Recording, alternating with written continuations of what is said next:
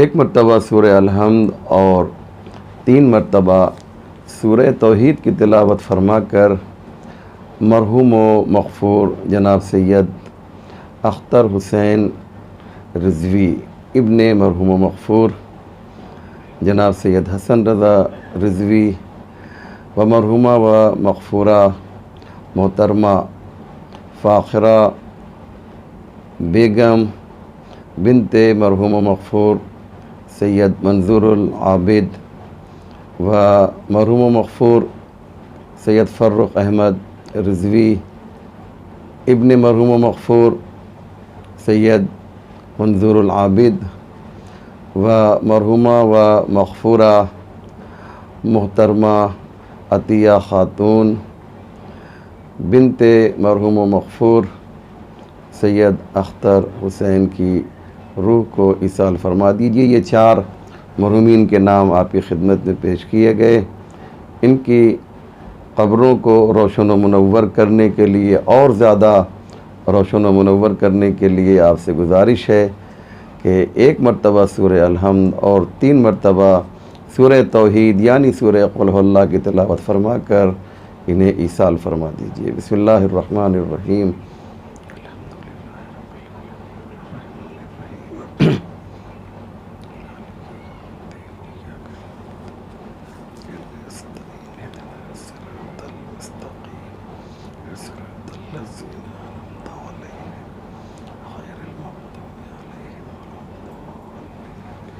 لا حول ولا قوة إلا بالله العلي العظيم حسبنا الله ونعم الوكيل نعم المولى ونعم النصير أعوذ بالله من الشيطان اللعين الرجيم بسم الله الرحمن الرحيم الحمد للہ رب العالمین والصلاة والسلام والتحیۃ والاکرام علی سید الانبیاء والمرسلین شفیع المذنبین رحمتا للعالمین مولانا ابی القاسم محمد اللہم صلی علی محمد وآلہ الطیبین الطاہرین المعصومین المظلومین ولعنۃ اللہ علی اعدائہم اجمعین من لیلتنا ہذہ الی صباح یوم الدین رب اشرح لی صدری ویسر لی امری واحلل عقدۃ من لسانی یفقہوا قولی اما بعد فقد قال رسول اللہ صلی اللہ علیہ وآلہ وسلم ان الحسین مصباح الہدی وسفینۃ النجات۔ مومنین کرام، جیسا کہ آپ نے خطبے کے پہلے ملاحظہ فرمایا، یہ مجلس چند مرحومین کے ایصال ثواب کے لیے منعقد کی گئی ہے۔ اللہ سے دعا ہے کہ پروردگار ان کی قبروں میں اور زیادہ نور بارانی کرے اور ان پر اپنی رحمت خاص نازل فرمائے۔ مجلس کو پر رونق بنانے کے لیے اور معتبر بنانے کے لیے پیغمبر اسلام کی بہت ہی مشہور حدیث جو تقریباً عزاداران امام حسین کو یاد ہے، اسے سرنامہ کلام عنوان گفتگو قرار دیا ہے۔ پیغمبر اسلام ارشاد فرما رہے ہیں کہ ان الحسین مصباح الہدی و سفینۃ النجاۃ۔ حسین ان الحسین مصباح الہدی، حسین ہدایت کا چراغ ہیں۔ و सफ़ीनत النجا اور نجات کی کشتی ہیں۔ یعنی کیا مقصد؟ مقصد یہ ہے کہ ہدایت لینا ہے تو تمہیں حسین کے پاس آنا پڑے گا، اور تمہیں اگر نجات چاہیے تو بھی حسین کے در پہ آنا ہوگا۔ ہدایت کا تعلق دنیا سے ہے اور نجات کا تعلق آخرت سے ہے۔ بہت ہی اہم بات آپ کی خدمت میں پیش کرنے جا رہا ہوں، پوری توجہ کیجیے گا۔ تمہیں ہدایت کو دنیا میں حاصل کرنا ہے، اور جب تم ہدایت یافتہ ہو جاؤ گے تو تمہیں آخرت میں نجات ملے گی۔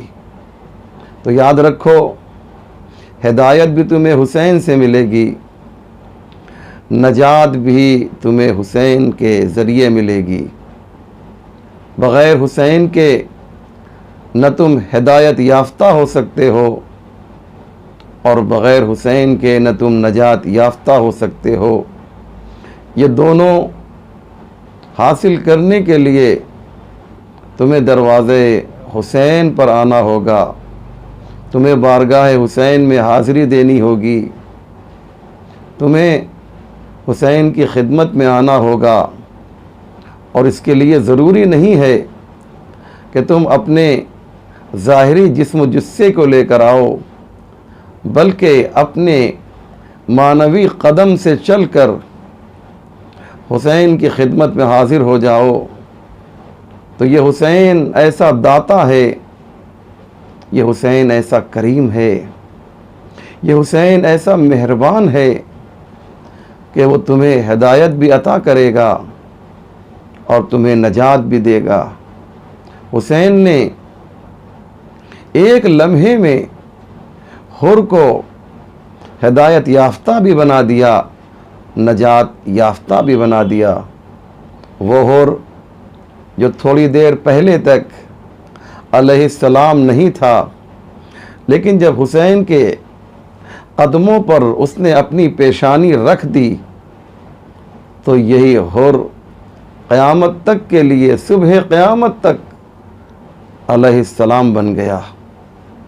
یہ حسین کی عطا ہے، یہ حسین کی نوازش ہے، یہ حسین کا کرم ہے کہ جو تھوڑی دیر پہلے جہنم کے دہانے پر کھڑا ہوا تھا، حسین نے اسے اتنا تبدیل کر دیا کہ اب وہ جنت عالیہ فردوس کا مکین بن گیا، اب وہ ساکن بہشت پروردگار بن گیا۔ اللہ اکبر! یہ حسین کس طریقے سے عطا کرتا ہے، ہم اور آپ اسے تصور بھی نہیں کر سکتے۔ ہمیں صرف اتنا کرنا ہے کہ اپنے معنوی وجود کو اس کی بارگاہ میں پہنچا دیں، اور جتنا زیادہ ہم اپنے وجود معنوی کو، اپنے روحانی وجود کو اس کی بارگاہ میں پہنچائیں گے، اتنے ہی زیادہ ہم ہدایت یافتہ بھی ہوں گے، اور اتنے ہی زیادہ ہم نجات یافتہ بھی ہوں گے۔ یہ حسین مصباح الہدیٰ ہے، یہ ہدایت کا چراغ ہے، یہ حسین کشتی نجات ہے، یہ حسین نجات کی کشتی ہے۔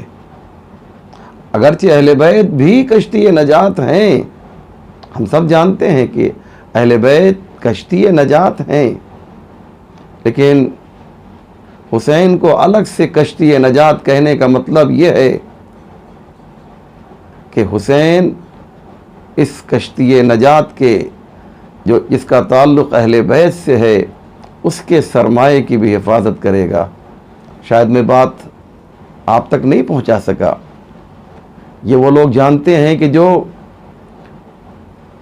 بڑی بڑی کشتیوں میں سمندر میں سوار ہوتے ہیں، میں پھر عرض کر رہا ہوں کہ میری اس بات کو بہت ہی توجہ کے ساتھ سماعت فرمائیے گا. ایک اہم میسج اور پیغام ہے جو اپنے سامعین کی خدمت میں پیش کرنا چاہتا ہوں. امام حسین کون ہے ذرا پہچانیے عزیزو. آپ نے دیکھا ہوگا ایک بڑی کشتی ہے. میں عرض یہ کر رہا ہوں کہ جب اہل بیت کو پیغمبر نے کشتی نجات کہہ دیا، مثل اہل بیتی کا مثل سفینۃ نوح، میرے اہل بیت کی مثال سفینہ نوح کی مثال ہے. من رکبہا، جو اس میں سوار ہو گیا نجا، اسے نجات مل گئی. تو جب حسین کو الگ سے پیغمبر نے بیان کیا تو کیا وجہ ہے؟ جب اہل بیت کشتی نجات ہیں تو یہ الگ سے حسین کے لیے کشتی نجات کا لفظ استعمال کیوں کیا پیغمبر نے؟ میں اسی بات کو آپ کے سامنے پیش کرنا چاہتا ہوں. یہ وہ لوگ ہیں کہ جو اللہ کی جانب سے یہ سند پا چکے ہیں. اہل بیت علیہ السلام بھی کشتی نجات، حسین بھی کشتی نجات. لیکن حسین کو الگ سے کشتی نجات کہنے کا مقصد کیا ہے، اسے میں آپ کو ایک مثال کے ذریعے سے سمجھاتا ہوں. آپ نے دریا کا، سمندر کا سفر کیا ہوگا اور بڑی بڑی کشتیاں آپ کو سمندر میں دکھائی دیتی ہیں.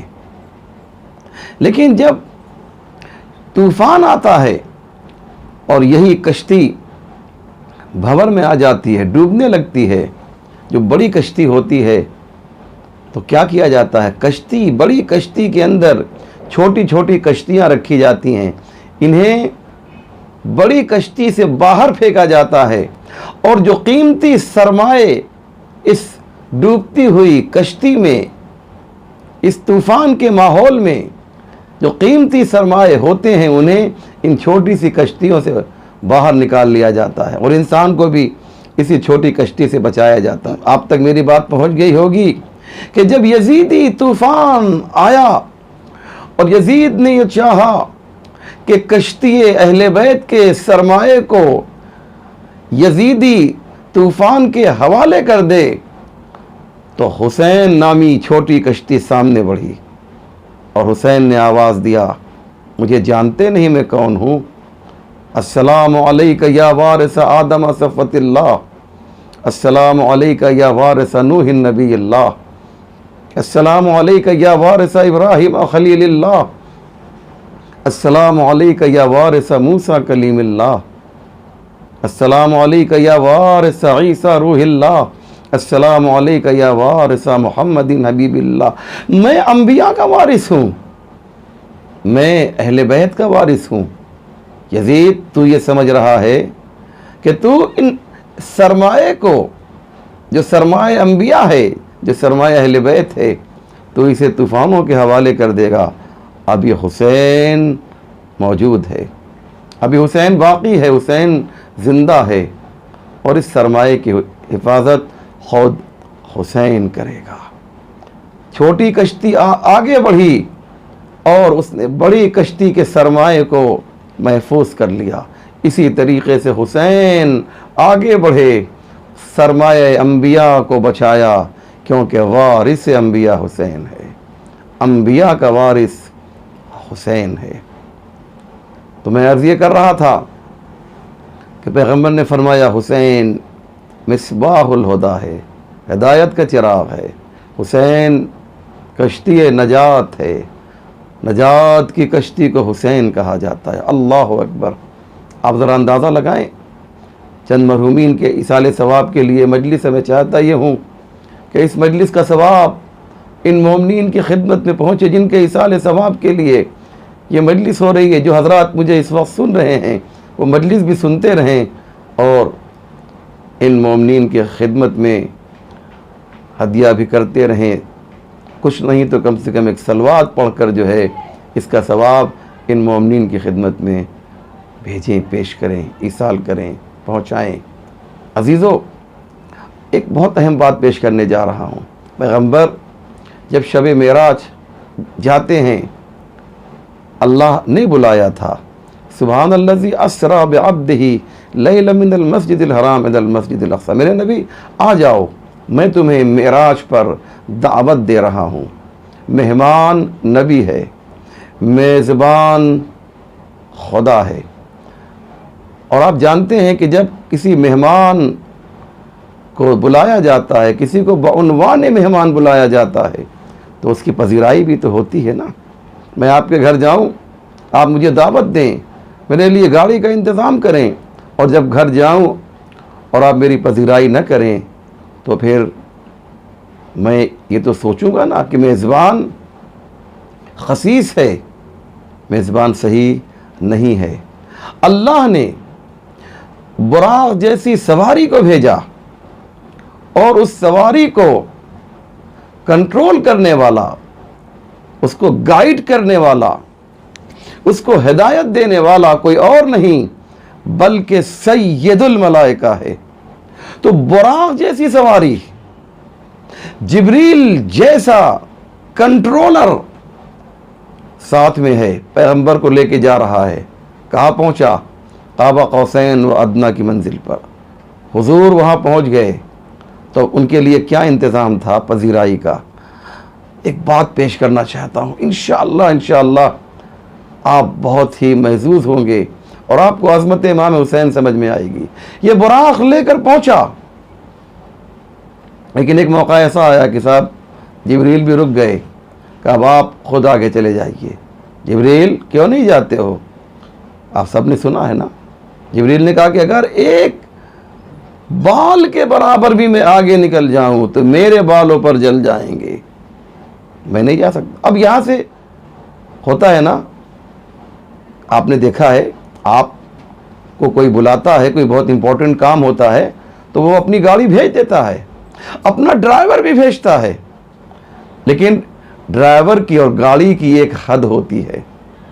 گھر کے باہر دروازہ کھلا، گاڑی اندر آئی، لیکن اب جہاں پر میٹنگ ہوگی، جہاں پر گفتگو اور بات چیت ہوگی، نہ وہاں پہ آپ کو کار آپ کو دکھائی دے گی، اور نہ ہی ڈرائیور باہر رہے گا۔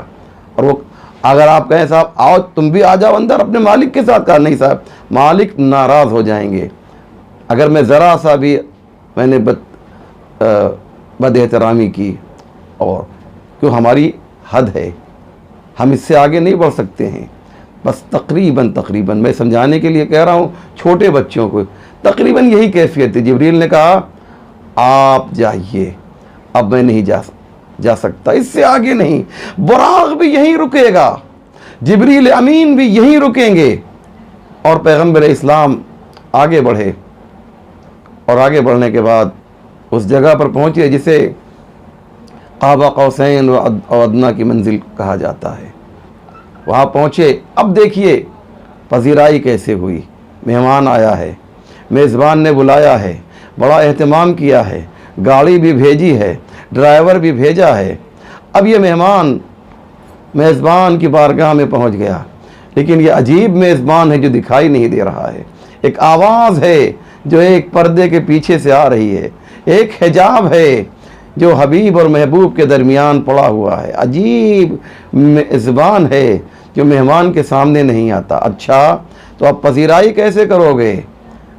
اب اس میزبان سے کوئی پوچھے اس مہمان کی پذیرائی کیسے ہوگی، تو ایک مرتبہ اسی حجاب سے کے پیچھے سے لہجے علی میں ایک آواز آئی، علی کے لہجے میں ایک آواز آئی۔ وہ آواز کیا تھی؟ ذرا دیکھو میرے نبی، مڑ کر دیکھو کہ عرش کے داہنی جانب کیا لکھا ہوا ہے، مکتوب علی یمین عرش اللہ۔ ذرا دیکھو تو کیا لکھا ہوا ہے۔ اب جو پیغمبر نے مڑ کر دیکھا، آپ کو لطف آئے گا۔ آپ حسین کے چاہنے والے ہیں نا، آپ حسین کے ماتمدار ہیں نا، آپ حسین کے محب ہیں نا۔ اب جو مڑ کے دیکھا پیغمبر نے تو کیا لکھا ہوا تھا؟ ایک نوری تختی تھی، ایک نوری پلیٹ تھی، ایک نورانی تختی تھی جس پر لکھا ہوا تھا ان الحسین مصباح الہدی و سفینۃ النجات۔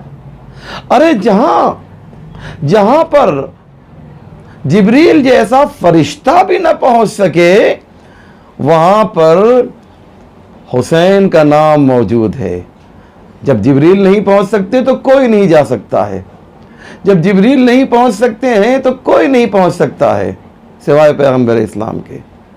تو وہاں پر یہ کیوں لکھا ہوا تھا، یہ کیوں لکھا ہوا تھا؟ اب یہاں پر جو ہے ایک بات میں آپ کے سامنے پیش کرنا چاہتا ہوں۔ یہ ایک نیم پلیٹ ہے، ایک فریم ہے جو لٹک رہا ہے اور اس پر نام حسین لکھا ہوا ہے، اور اس جگہ پر لکھا ہوا ہے جہاں پر پیغمبر کے علاوہ نہ کوئی گیا تھا اور نہ کوئی جائے گا۔ انبیاء بھی وہاں تک نہیں جا سکتے۔ انبیاء اس سے پہلے نماز پڑھ چکے ہیں پیغمبر کی اقتداء میں، اب پیغمبر نے ان سے خدا حافظی بھی کر لی ہے، اب وہاں پہنچے ہیں، تو کوئی نہیں ہے وہاں پر اور کوئی جا بھی نہیں سکتا ہے، لیکن نام حسین اس جگہ پر موجود ہے کہ جہاں پر کوئی نہیں جا سکتا ہے۔ حسین کا نام اس جگہ پر موجود ہے جہاں پر کوئی جا ہی نہیں سکتا۔ اب کیوں لکھا پروردگار نے؟ ایک سوال یاد رکھیے گا، آپ کے یہاں بھی ایسا ہوتا ہے۔ میں آپ کے گھر میں گیا، میں نے دیکھا کہ آپ کے ایک بیٹے کی تصویر ہے جو فریم میں لگی ہوئی ہے، دیوار پہ لٹک رہی ہے، تو میں سمجھ گیا کہ یہ آپ کے بیٹے کی تصویر ہے۔ آپ نے اپنے بیٹے کی فوٹو لگائی ہے، اپنے دوست کی فوٹو کیوں نہیں لگائی؟ اپنے ہمسائے اور پڑوسی اور نیبر کی فوٹو کیوں نہیں لگائی؟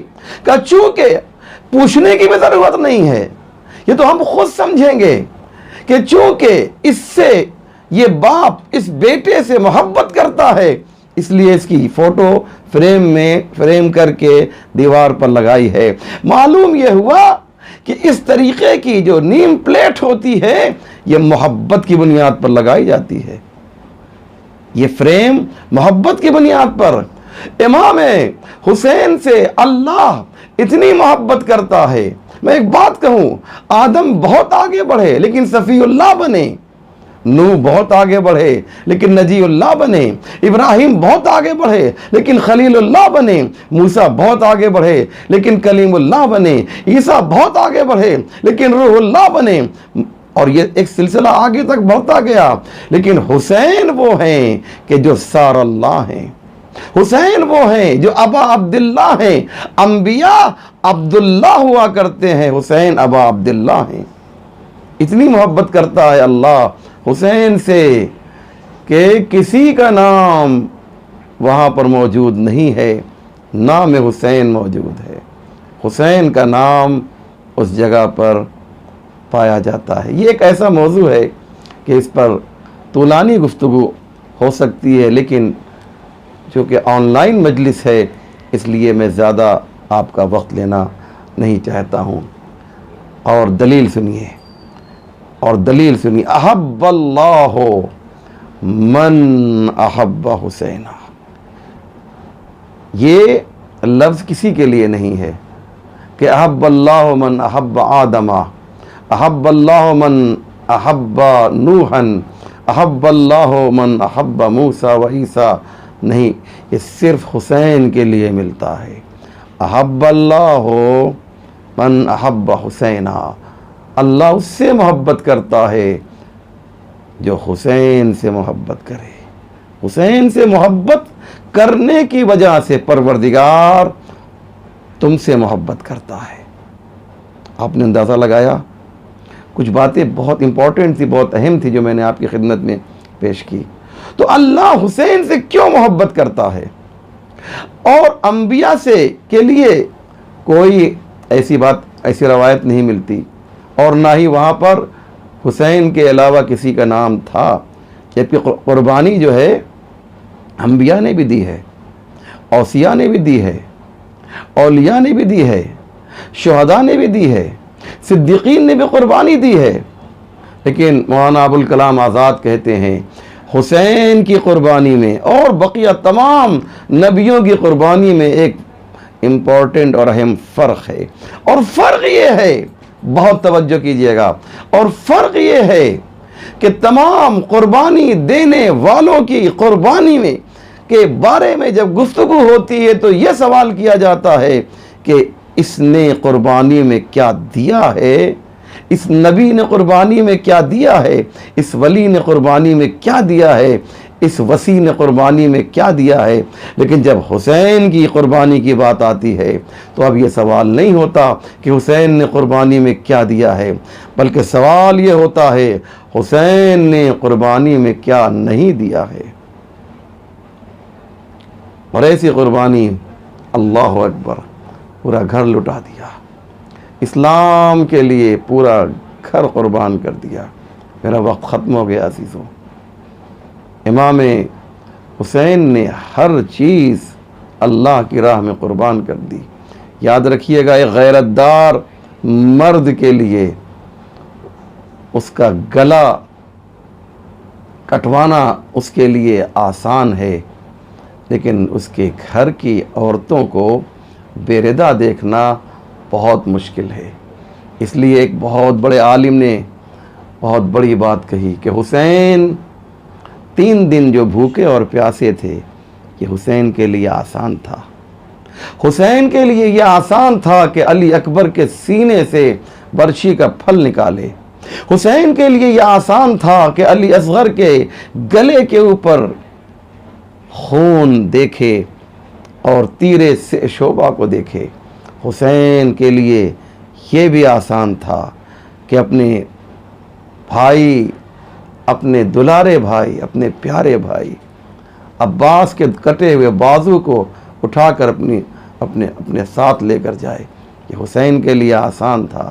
حسین کے لیے یہ آسان تھا کہ قاسم کے جنازے پر ٹکڑے ٹکڑے جنازے پر حسین آئے۔ حسین کے لیے آسان تھا کہ انہوں محمد کے لاشوں کو لے کر اپنی بہن کے حوالے کرے۔ حسین کے لیے یہ آسان تھا کہ حبیب کے جنازے کو دیکھے۔ حسین کے لیے یہ آسان تھا کہ مسلم ابن اوسجہ کی لاش کو دیکھے۔ حسین کے لیے یہ آسان تھا کہ اپنے انصار کے جنازوں کو دیکھے۔ لیکن حسین کے لیے یہ چیز بڑی مشکل تھی کہ زینب کو بے ردا دیکھے، ام کلثوم کو بے ردا دیکھے۔ حسین کے لیے یہ بہت مشکل مرحلہ تھا کہ سکینہ کو تماچے کھاتے ہوئے دیکھے۔ کیا جب حسین کا سر نوک نیزہ پر بلند کیا گیا تھا تو کیا حسین اپنی آنکھوں سے زینب کی بے ردائی کو نہیں دیکھ رہے ہوں گے؟ کیا حسین اپنی آنکھوں سے ام کلثوم کی بے ردائی کو نہیں دیکھ رہے ہوں گے؟ کیا جب شیون سکینہ کو تماچے مار رہا ہوگا تو کیا حسین جو ہے وہ اس منظر کو نہیں دیکھ رہے ہوں گے؟ یہ حسین کے لیے بہت ہی مشکل مرحلہ تھا۔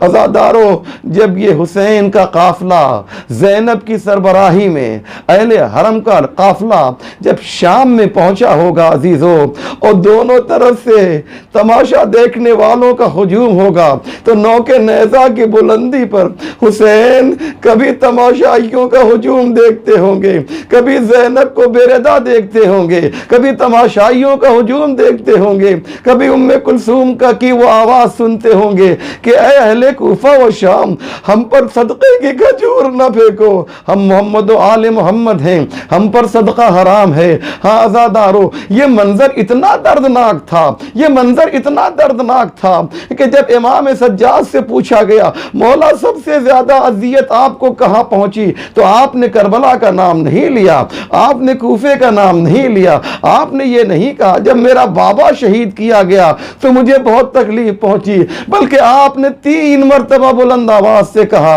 الشام الشام الشام، سب سے زیادہ مجھے تکلیف من حال کوفی، شام میں پہنچی۔ میری بہنیں، میری پھوپھیاں وہاں پر بے ردا تھیں، یزید تخت کے اوپر بیٹھا ہوا میرے بابا کے سر کی بے حرمتی کر رہا تھا۔ وَسَيَعْلَمُ الَّذِينَ ظَلَمُوا أَيَّ مُنْقَلَبٍ يَنْقَلِبُونَ إِنَّا لِلَّهِ وَإِنَّا إِلَيْهِ رَاجِعُونَ رضا بقضائه وتسلیما لأمره اللهم بحق محمد وانت المحمود وبحق علی وانت العلا وبحق فاطمة وانت فاطر السماوات والارض وبحق الحسن وانت المحسن وبحق الحسین وانت قدیم الاحسان وبحق الائمة التسعة الطاہرین من ذریة الحسین علیہم السلام۔ یا اللہ، تجھے واسطہ ہے محمد و آل محمد کا پروردگار، ہمارے اس مختصر مگر اہم اعمال کو قبول فرما، ہمارے آنسوؤں کو رومال فاطمہ زہرا میں جگہ عنایت فرما، جن مرحومین کے لیے مجلس منعقد کی گئی ہے پروردگار انہیں جنت عالیہ فردوس میں جوار معصومین میں جگہ عنایت فرما۔ پروردگار یہ وبا، یہ بیماری جو پوری دنیا میں پھیلی ہوئی ہے پروردگار، اس سے ہم سب کو نجات عنایت فرما۔ یا اللہ تجھے واسطہ ہے تیری عزت کا، تیرے وقار کا واسطہ، ہمارے امام کے ظہور میں تعجیل فرما، ہم سب کو ان کے اعوان و انصار میں شمار فرما۔ ایک مرتبہ سورہ الحمد اور 3 مرتبہ سورہ توحید کی تلاوت فرما کر جن مرحومین کے نام لیے گئے ہیں ان کی روح کو ایصال فرما دیجیے۔